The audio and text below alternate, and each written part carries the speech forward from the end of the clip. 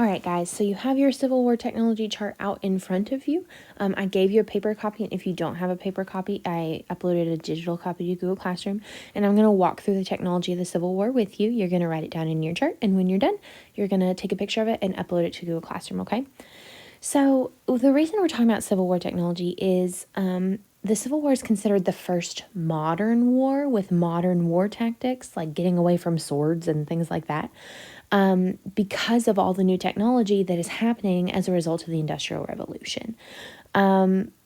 So these new weapons allow things to be bloodier, and that's why the Civil War is one of the most devastating wars of American history. And also think it's all Americans fighting each other. It's not us versus another country. So everyone that dies is an American. And they're using this new technology against each other. Okay, so the first piece of technology here is a reconnaissance hot air balloon. Okay, so hot air balloons were kind of new technology at the time, and they were at first used to spy on the other side instead of recreationally, like you and I use hot air. Well, we don't use hot air balloons, but like people can pay to use hot air balloons recreationally, okay? So they are hydrogen filled. The fire keeps them going. They rise up, and they're used for this word reconnaissance. Reconnaissance just means spying, okay?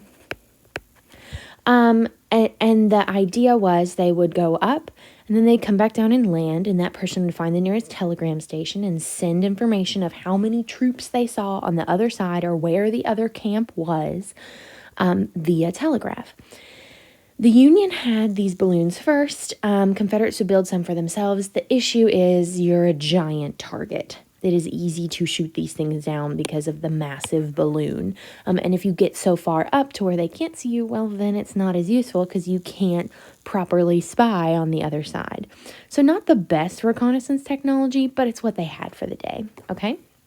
The next piece of technology, number 2, is a submarine, okay?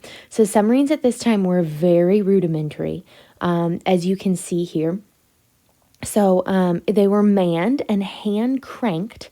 So you can see these people sitting here and cranking the submarines. And they did have some sort of like torpedo weaponry, very rudimentary torpedo weaponry. And they're kind of the first submarines used in, or multiple person submarines used in warfare.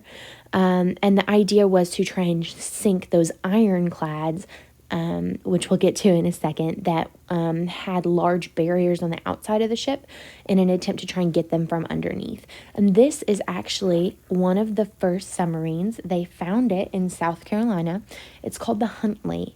Okay, so this submarine was a submarine used in the Civil War and used unsuccessfully. And actually they found it sunk outside the coast of Charleston, South Carolina, and you can go visit it today, and they're like trying to restore it. They've got it in a big tank of water, and you can kind of look at it. The passengers of the soldiers in the Huntley, some of their remains were found within the submarine. And it was an unsuccessful mission. Some people think that the torpedo fired and it got them. Some people think that it sunk or it took on water. And we don't really know yet, but we actually have a Civil War submarine that you can go visit in South Carolina. All right, the third thing on your paper is an ironclad. Okay, so this is an ironclad. It's basically a ship that is clad with iron, and you see these big iron sides, and the hope is that cannonballs cannot penetrate the outside of this, making it very successful to blockade. And there were also some naval battles fought with ironclads. So here's the purpose of it. The Anaconda Plan that we had talked about prior. So here is the idea that the North wanted to blockade all the major ports in the South so that nothing can go in or out, kind of squeeze them to death. Their citizens start starving. They can't get military goods. And they do so by blockading major ports like Savannah, Georgia, and Charleston, South Carolina with ironclads, okay? And here we have a picture of a man standing next to a submarine on top of an ironclad that is going to be launched into the water eventually, okay? All right, the fourth thing on your list is the choo-choo train, or railroad tracks, okay? So railroads were relatively new, and we know that the North had a lot more railroads than the South prior to the Civil War. They were used to communicate and transport goods and soldiers. And so the North has lots of track, 22,000 miles of track, compared to the South that just had 9,000 miles of track. The issue with railroads is, even though they're super duper effective, they're also easy to attack. Opposing forces would often rip up the rails, heat the metal rails, and bend them around trees so that they're unusable. And then the North or the South, whoever got attacked, would have to rebuild that rail line. Well, the South just didn't have the industrial capacity to rebuild those rail lines, and the North did. And so whoever kind of owns the railroad owns the war, in a sense. And the Union government will take over and nationalize the railroads during the Civil War and say, oh, sorry, private company, they don't belong to you anymore. We need them for the war. And would kind of stop passenger travel, and it would be mostly war travel. All right, number 5. You might be a little confused here. This is a telegraph machine, okay? And here is a man transcribing on a telegraph machine, and here is a general writing a message that he will give to a telegrapher, okay? So the telegraph was invented a few years prior to the war, and the idea is it's just better with communication. How many people died in this battle? Where are you moving? Where is the other side located? Lincoln would use it to communicate with his officers on the battlefield. Prior to this, orders were given via letter. Sometimes officers just had to make decisions a lot faster than they could communicate back to Washington, D.C. or back to their military leaders. Lincoln, actually across the street from the White House, there was a large telegraph room, in a sense. It's Lincoln's command center. And he would constantly be in there working with telegraphers, giving commands and sending them out and receiving news from the front lines. So this is the first time that the war is really in the hands of the president, because he has the ability to very quickly communicate. And of course, telegraph lines were wired. It wasn't wireless at this time, so they are susceptible to attacks. But miles and miles of telegraph lines are being laid along with railroad lines, and the North is able to very easily communicate. All right, number 6 here. We've got some new military technology here. Looks like cannons, large cannons, and new types of bullets. So let's go through that. So new weaponry of the war.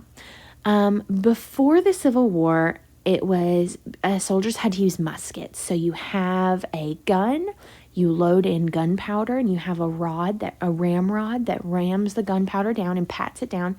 Then you put a musket ball in there, and then you click the switch, it lights it on fire, and boom. Then you have to do it again, and it takes almost a minute to ram the gunpowder down, put the musket ball in, light it, boom. Okay, so now we've got a new type of technology called the mini ball, and the mini ball is spelled M-I-N-I-E. It's French, actually. It's like mini ball, okay? And these rifles, and one of them is very famous. This one is called the Kentucky Long Rifle. And the Kentucky Long Rifle shot these mini balls. And the mini balls, you see these ridges right here, spin inside the barrel of the gun. So they're spinning, spinning, spinning because of the ridges, and they shoot out. And because they're spinning, just like when a football spins when a quarterback throws it, it's much more accurate. And much faster. So these weapons can shoot farther, faster, and more accurate. And in that way, they are more deadly because you don't have to load them as much. They're quicker to load, and it just changes the way that wars are fought. And the whole shooting from a distance becomes more important, and these mini balls are a lot more deadly than musket balls as well, okay? We're going to move on from that. All right, number 7. You might be a little confused about this, but I gave you a hint right here. Number 7 is photography. And you might not think of photography as a war strategy, but it absolutely is when you think about publicity, okay? So here are photography tents, and photography was still pretty rudimentary at the time. These giant boxes were the cameras, and you had to manipulate light, and they were drawn around by horse and buggy. It wasn't until the end of the Civil War that more handheld cameras were around, and they produced photos that were printed on shiny metal surfaces, kind of like mirrors. And the beginning of photography was called daguerreotypes, but they'll move away from that and more towards paper towards the end of the Civil War. But the idea of this being a war strategy is these pictures now end up in papers, and people are going to see real, actual photographs from the war and not just painters and sketches and renditions of what happened. And that makes it a lot more personal when you see men on the field. Now, some of these pictures are staged, but some of them aren't. And people will see dead people photographed and printed in the paper. But keep in mind that these are not action shots. Even the handheld cameras, by the time they get to handheld cameras, are much too slow for action shots. And in fact, if you've seen some pictures of Lincoln before on the battlefield after a battle, his face is kind of blurred out, and you can tell it's because he was moving it too much.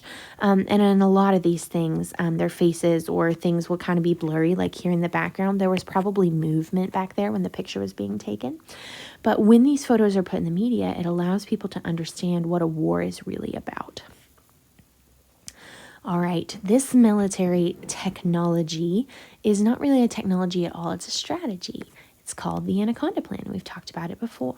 And the idea is to blockade all southern ports to prevent the entrance and exit of supplies, and that will hurt the economy. And actually, one of the most famous examples of this is the bread riot in Richmond, Virginia, when people in Virginia are so starving that they start to riot and loot a giant warehouse that has flour, and like there's flour flying everywhere and bread, and all these women and children, and even because most of their men are gone, are rioting in the streets because they are hungry and they just want the war to be over and the blockade to be over. All right, number 9 here. What is going on here? See these bottles down here? New types of medicine, okay? We see military hospitals and stretchers and surgery tents and stuff like that during the Civil War. So nurses and doctors following troops is not a new thing during this time period, but what is new is new types of anesthesia. Chloroform and ether would be soaked onto a rag and put over someone's mouth and nose so that they pass out, instead of having to go through the pain of a surgery with no chloroform or no anesthesia, okay? So it was used whenever it was available to amputate. And the Civil War, and almost all wars, even up to World War I, amputation was very common because they didn't have the wherewithal to understand hand washing and germs, and they didn't have penicillin yet. So they didn't know how to control infection. So if someone was cut or a bullet and you take the bullet out, that area is very susceptible to bacteria and infection. And their solution was to just chop it off. And prior to the invention of ether and chloroform, it was, you just got to endure it while they saw your leg off or saw your arm off or saw your hand off from the wrist down.